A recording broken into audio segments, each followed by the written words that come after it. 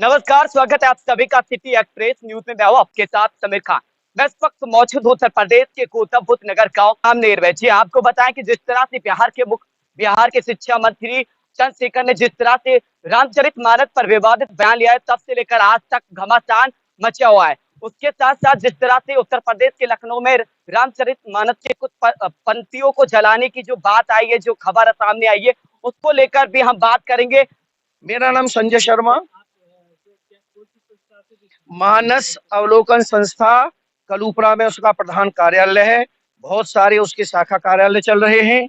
हम लोग रामचरितमानस से संबंधित उसका प्रचार प्रसार करने का काम करते हैं। सर, क्या कहोगे जिस तरह से रामचरितमानस पर विवादित बयान बिहार के जो शिक्षा मंत्री थे चंद्रशेखर जी ने उन्हें पहले ये चंद्रशेखर जी ने जो बिहार के आदरणीय शिक्षा मंत्री हैं, उन्हें रामचरितमानस को उन्होंने ठीक ढंग से पढ़ा ही नहीं है।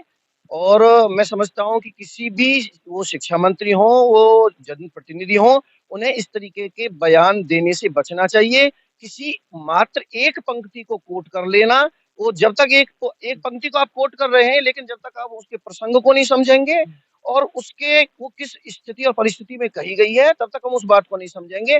तब तक इस तरीके की बयानबाजी बिल्कुल गलत है और समाज में इससे वैमनस्यता फैलती है, समाज इससे टूटता है। जबकि रामचरितमानस एक विश्व का ग्रंथ है, वह समन्वयवादी ग्रंथ है। और रामचरितमानस के जो राम राज्य की अवधारणा है, वह अपने आप में अद्वितीय है। श्री राम का ही चरित्र है, जिन्होंने भीलों को, कोलों को, निषादों को, छोटी जाति के लोगों को, सबको जो समाज से उपेक्षित हो गए थे, उन सबको एक मंच पर लाकर समाज की मुख्य धारा में जोड़ने का काम यदि किसी ने किया है, तो वो तुलसीदास जी के रामचरितमानस के महानायक श्री राम ने किया है। तो लगता है कि इस तरह के जो जिस तरह से बिहार के चाहे मुख्यमंत्री शिक्षा मंत्री हो, उन्होंने बयान दिया है, चाहे और भी हो लखनऊ में जिस तरह से रामचरितमानस की कुछ पंक्तियों को जलाया गया, उसको लेकर क्या कहोगे? रामचरितमानस की पंक्तियों को जलाना जघन्य अपराध है। और मैं उत्तर प्रदेश के जो शासन के मुखिया हैं, योगी जी, मैं उनसे आग्रह करूंगा, विनम्रता पूर्वक उनको आग्रह करूंगा और मानस अवलोकन संस्था के माध्यम से आग्रह करूंगा कि निश्चित रूप से जो इस तरीके के समाज के अराजक तत्व हैं, उन्हें कोई अधिकार नहीं है, ना नैतिक रूप से अधिकार है, ना कानूनी रूप से अधिकार है कि वह किसी के धर्म ग्रंथ को जलाएं। उन्हें कोई अधिकार किसी ने नहीं दिया है। उन्होंने इसलिए इस धर्म ग्रंथ को जलाने का प्रयास किया है कि वह किसी राजनीतिक पार्टी से संबंध रखते हैं। ये कतई बर्दाश्त नहीं किया जाएगा, क्योंकि रामचरितमानस विश्व के जन जन के हृदय में रहने वाला ग्रंथ है। आप पन्ने जला सकते हैं पुस्तक के, आप किताबों को जला सकते हैं, लेकिन जो हृदय में बची हुई चीज है, उसको आप किसी भी स्थिति से निकाल नहीं सकते हैं। ये जघन्य अपराध किया है। और इसके लिए कतई मानस अवलोकन संस्था ये विनम्रता पूर्वक निवेदन करती है माननीय योगी जी से कि वह जो भी इस कार्यक्रम इसमें लिप्त है, इस षड्यंत्र में लिप्त है, इस कुकृत्य में लिप्त है, उनकी घोर निंदा की जाती है मानस अवलोकन संस्था के द्वारा। और विनम्रता पूर्वक ये निवेदन किया जाता है माननीय योगी जी से कि इन ऐसे जो तत्व हैं, ऐसे जो विघटनकारी तत्व हैं, उनके खिलाफ कड़ी से कड़ी कार्रवाई होनी चाहिए। 5 लोग नामजद, 10 लोग नामजद हैं, उनमें से 5 लोगों को पकड़ा जा चुका है। जो और 5 लोग हैं, और मैं निवेदन करना चाहता हूं माननीय मुख्यमंत्री जी से कि विशेष रूप से स्वामी प्रसाद मौर्य जी को, उन्होंने इस तरीके से, वो धार्मिक स्वतंत्रता का विषय है, रामचरितमानस या कोई भी ग्रंथ ये बाध्य नहीं करता है कि उसको पढ़ा जाए, लेकिन जो करोड़ों लोग, जो अरबों लोग भारत में ही नहीं विश्व में रामचरितमानस के ऊर्जा लेते हैं, उसे अपनी शक्ति लेते हैं, और रामचरितमानस हमारे प्रभु श्री राम का वांग्मय स्वरूप है, हम उसको वांग्मय स्वरूप मानते हैं। तो ये किसी भी स्थिति में किसी भी धर्म ग्रंथ को जलाया जाना, मैं कहता हूं किसी भी धर्म ग्रंथ को जलाया जाना, ये बिल्कुल अनुचित कार्य है। इस तरीके के कार्य समाज में वैमनस्यता फैलाते हैं, समाज को विघटित करते हैं। और ये जो कुत्सित राजनीति के लिए ये जो कार्य किया जा रहा है, इसकी घोर निंदा सबकी ओर से की जानी चाहिए। जितने भी धर्म हैं, जितने भी पंथ हैं भारतवर्ष में, उनकी सबकी ओर से इस कुकृत्य की घोर निंदा की जानी चाहिए। जिस तरह से राजनेता अपनी रोटियां सेक रहे हैं, तो लगता है कि समाज को तोड़ने का काम किया जा रहा है राजनेताओं की तरफ से। समाज अब ऐसे राजनेताओं से टूटने वाला नहीं है। समाज में भारतवर्ष सबसे नवयुवक होने वाला देश है।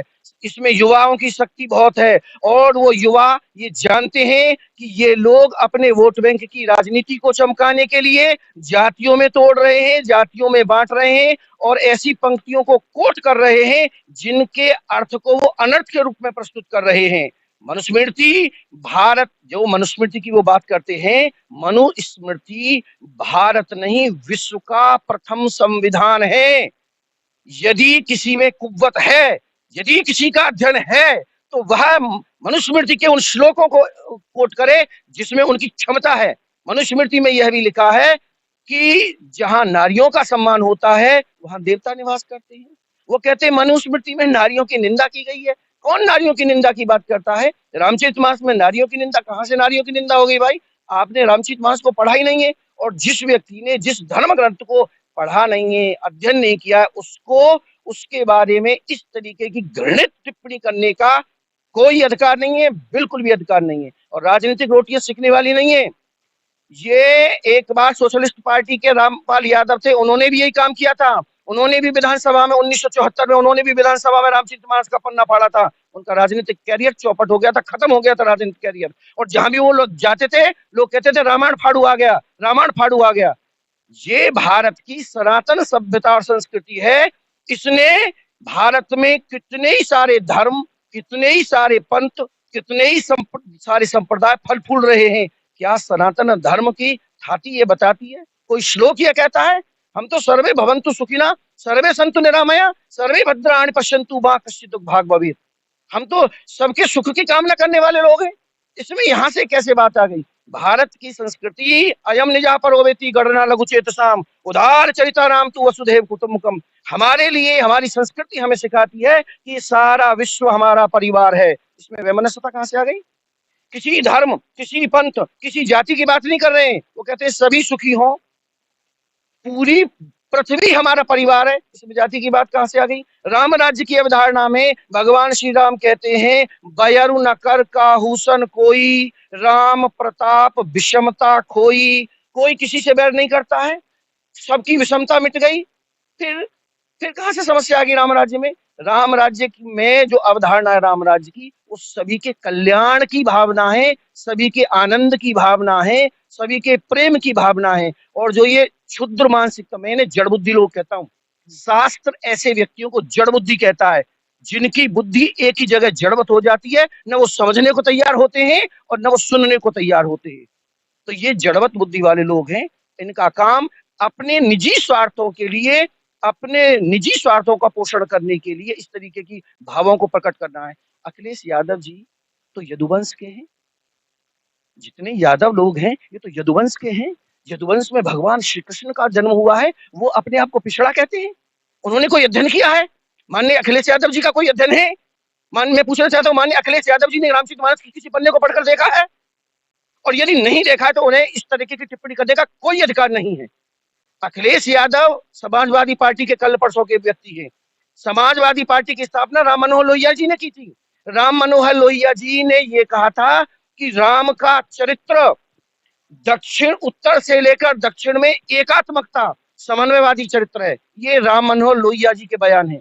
1962 में फरवरी में चित्रकूट में उन्होंने रामायण मेले का आयोजन किया था। तो सोशलिस्ट जो समाजवादी पार्टी की जिसने स्थापना की थी, उन्होंने रामचरितमानस का अध्ययन किया, उन्होंने रामायण का अध्ययन किया और उन्होंने कहा कि ये भारत की एकात्मकता का प्रतीक है। तो अखिलेश यादव जी की बुद्धि कौशल, उनका विवेक क्या समाजवादी पार्टी के स्थापना करने वाले राम मनोहर लोहिया से भी ज्यादा है?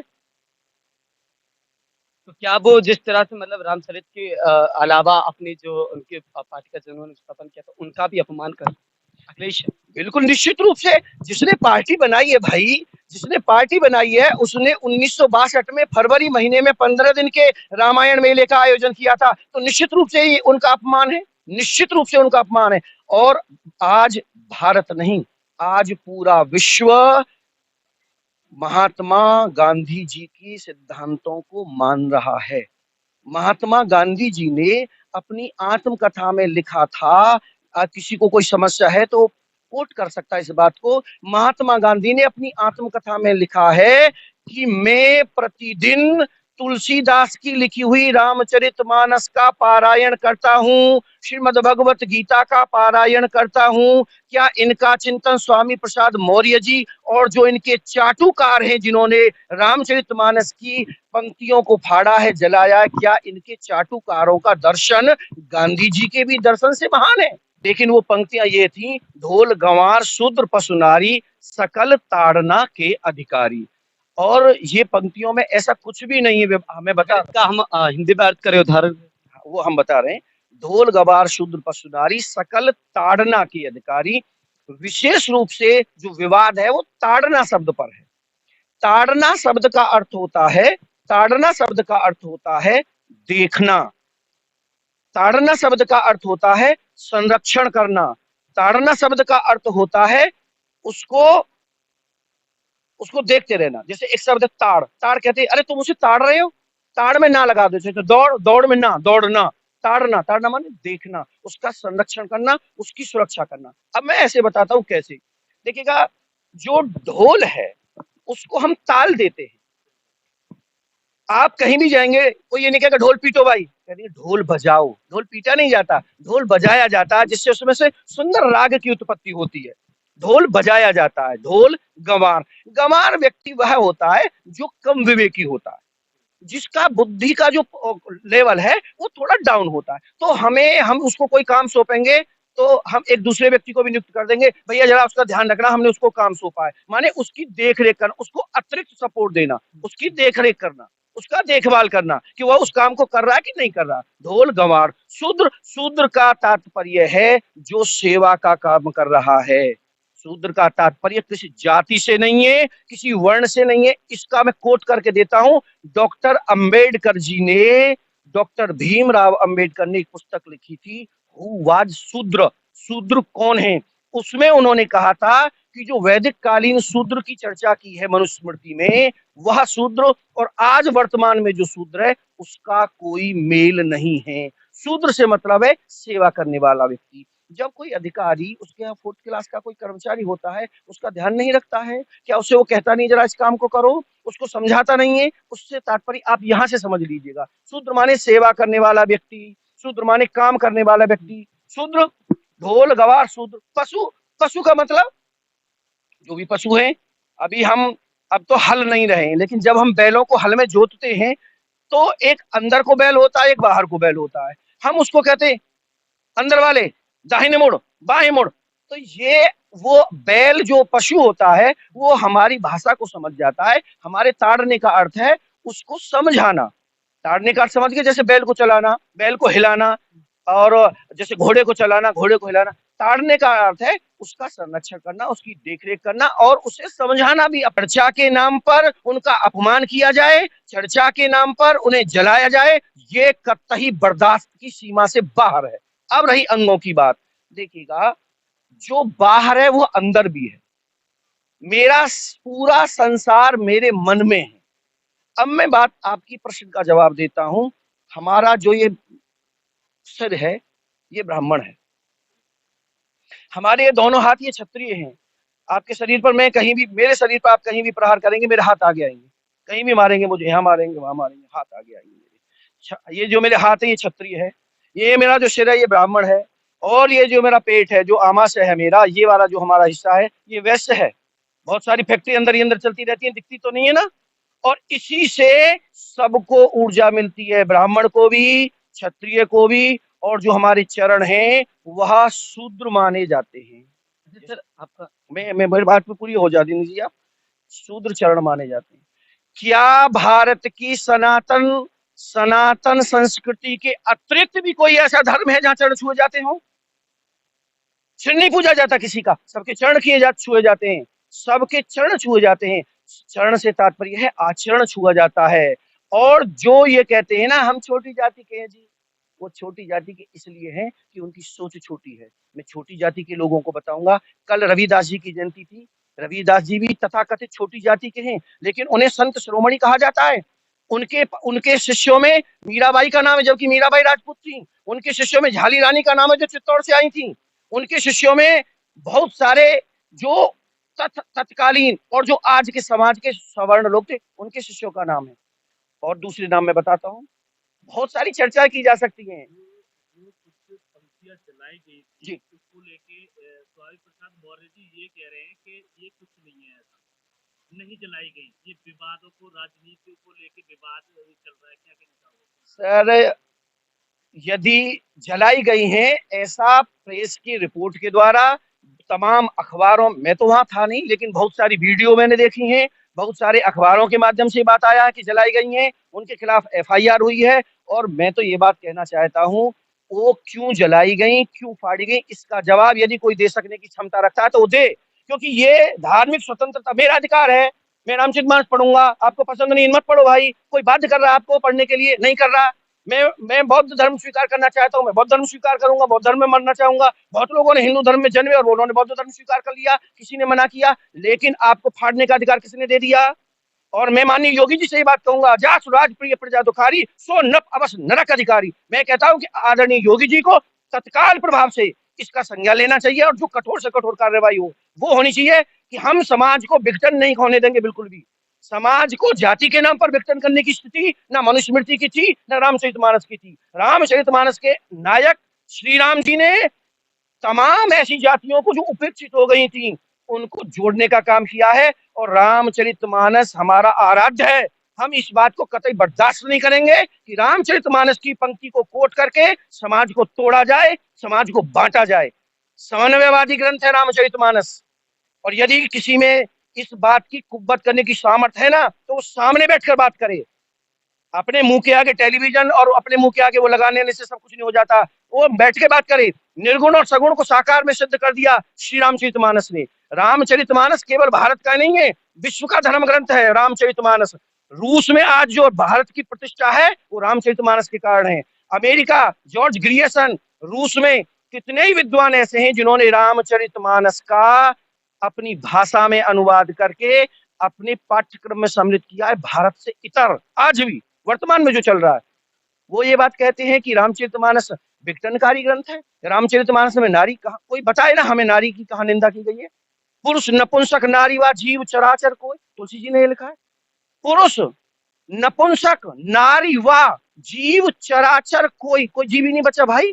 तो ये हमारे साथ संजय शर्मा जी थे, जिन्होंने चाहे वो चंद्रशेखर बिहार के शिक्षा मंत्री हो, चाहे राज पार्टियों से जुड़े राजनेता हो, चाहे और अन्य लोग हो, उनको मुंह तोड़ जवाब देते हुए कहा है कि किसी भी तरीके से समाज को तोड़ने का जो लोग काम कर रहे हैं उनके साथ कठोर से कठोर कार्रवाई की जाए। और ये भी साथ के साथ संजय शर्मा जी ने ये भी कहा है कि जिस तरह से जो धर्म है उन पर चर्चा होनी चाहिए, लेकिन चर्चा पर उन धर्मों का तिरस्कार हो, उनका अपमान हो, ये बिल्कुल बर्दाश्त नहीं किया जाएगा। बिल्कुल भी ये माना नहीं जाएगा जिस तरह से उनका अपमान किया जाता है, किसी की भावनाओं को आहत किया जाता है। तो ये हमारे साथ संजय शर्मा थे, जिन्होंने रामचरितमानस पूरे बयान पर अपना बयान दिया है।